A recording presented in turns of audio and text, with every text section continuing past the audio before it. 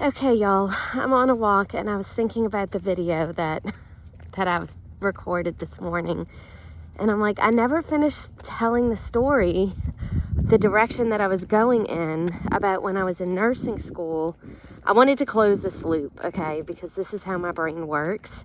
I process in so many layers. And so it came into my awareness that a point that I was trying to make in the previous video, I went down another rabbit trail. So I wanted to make this point if I didn't make it clear in the previous video. So when I was in nursing school and I was saying every day, God, you have not given me a spirit of fear, but of power, love, and a sound mind. God, you have not given me a spirit of fear, but of power and a love and a sound mind. My heart was still boom, boom, boom, boom, boom, boom. My adrenaline and cortisol, which are the hormones of stress, they're the hormones of survival. They're the hormones that our body needs, like if we're in a dangerous situation, like being chased by a bear. Okay, but those are the stress hormones that my body was fueled by as I was saying this scripture. So in my mind, I was using this scripture, but my body was not yet receiving the truth of the words because I was ignoring my body. Meanwhile, what was happening in the background of my body is that because and I'm going to teach this later, but as our body depends on cortisol, it's released by glands in our body called the adrenal glands, which sit on top of our kidneys. And when our nervous system is perceiving threat in the form of fear, worry, anticipation, not knowing what to expect. That's what I mean by a threat. So the adrenal glands release all of this cortisol and adrenaline because the message that our body's getting is that I have to run. Bear's chasing me. Or hurry, hide. Oh no, something's gonna get us. That's what our body thinks. That's what a threat is to our body. So meanwhile, in my brain, I'm like, God has not given me a spirit of fear, but of power, love, and a sound mind. And you know what? That's okay, because that's what got me through that day. But there was deeper wisdom that had not yet been accessed by me.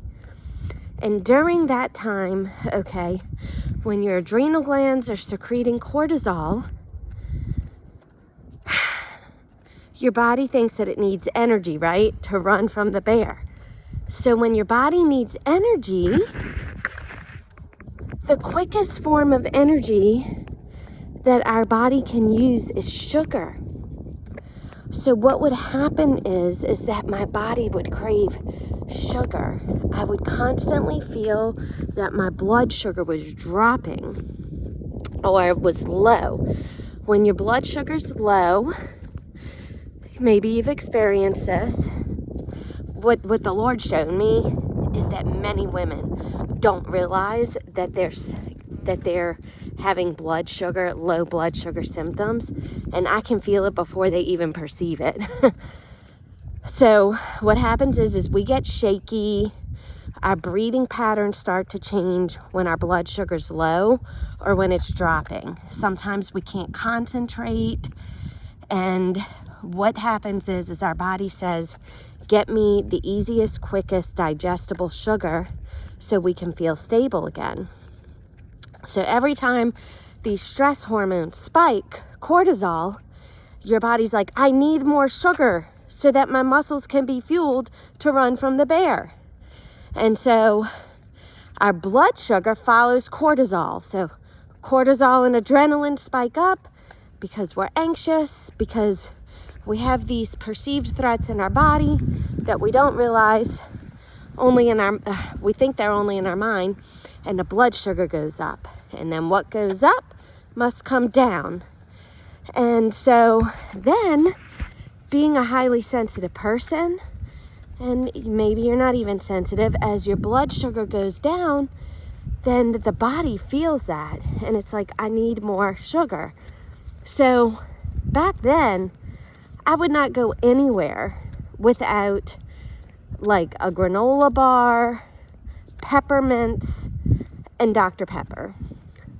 Dr. Pepper fueled me through nursing school because I had so much stress going on. I was newly married. I had a lot of unresolved traumas and dramas from my childhood. I loved the Lord passionately. I was witnessing to people in nursing school. I mean, I was on fire, but Elise, little Elise, and teenage Elise, and 20-year-old Elise really needed a lot of love, and I didn't know how to give it to myself. So Dr. Pepper to the rescue. And so my point is this, is I was unaware of what was happening in my body. And over the decades of having this constant need to refuel my body with sugar, why? Because of the underlying stress patterns of my life. And so the purpose of me getting back on here and sharing this is to get you curious and to help you become more aware of any potential stress that has been driving your decisions, any potential stress that is driving what's happening in your body. Because what happened in my body of running on adrenaline and cortisol basically my whole childhood, teenage life, married life, motherhood, 20s, 30s, it wrecked my health. Then you put me in a house that has mold in it for 7 years, and I ended up in a hole of chronic inflammation, blood sugar dysregulation, which means I realized no one taught us this in nursing school, and doctors don't teach you this. I was insulin resistant, which means that I was on my way to a diagnosis of diabetes. And, you know, sometimes we know the things to do for our health, but until we learn different coping strategies, until we really come home to ourselves with love, compassion, and understanding, it is really hard to change our patterns and our habits, because our patterns and our habits would have helped us survive up until this point. And so when I talk about the Lord is calling us to be with ourselves through a lens of gentleness and compassion, I'm not saying that we make excuses for ourselves to continue on, but gentle accountability. Learning how to be the parent that says, I care about you.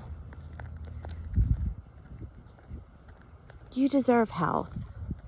I want you to be healthier. Let's learn what's happening in our body and support ourselves so we can make better decisions.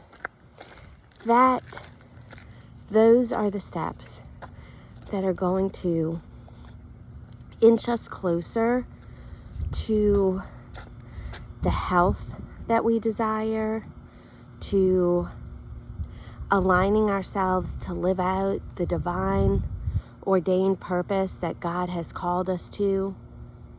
Whatever our fingerprint that He gave us represents, whatever it is that we're here called on earth to walk in, how we're called to serve, these small, little, loving, gentle decisions is what's going to propel us not today, not right this minute.